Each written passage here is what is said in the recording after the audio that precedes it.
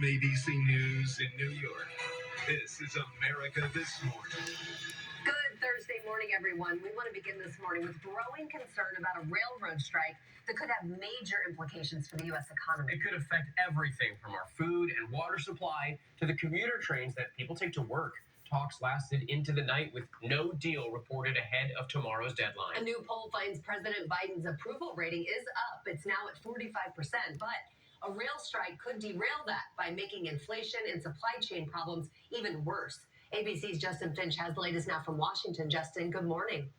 Rhiannon, good morning. And so far, no breakthrough in those round-the-clock labor talks between negotiators for those railroad companies and rail workers. And time is of the essence here. With the strike looming and the economy at risk, Washington is watching, and pressure is mounting for lawmakers to act.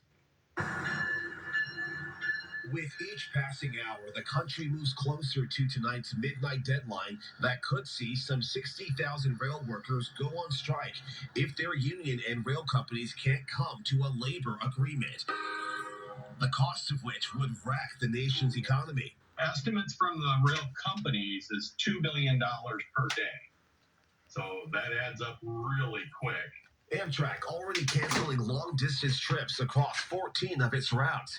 Nearly all Amtrak trains outside its Northeast Corridor line could face shutdowns on local commuter lines from coast to coast. From cars to crops, close to a third of the nation's freight moves on the rails. There's a lot of fear. We need the government to step in. In the Washington, D.C. area, a strike could tie up chlorine shipments used for providing safe drinking water and treat wastewater.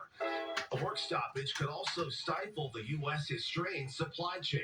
It means that you could see empty shelves at your store where goods that were supposed to get there just could not get there. In recent years, railroad companies cut thousands of jobs and have earned near record profits. A sticking point in labor talks now, sick leave. Just trying to get us some sick time to be able to take care of, one, ourselves, and two, our loved ones, and that's what we're fighting for. Washington watching and hoping for compromise, but preparing just in case. We're really working with and trying to figure out with other modes of transportation how to move forward.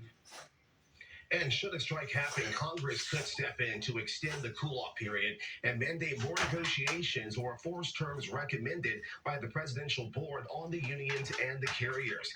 The Senate needs 60 votes to end the strike, but the time to get that done is very narrow. Rhiannon? Justin Finch, thank you. Ukrainian President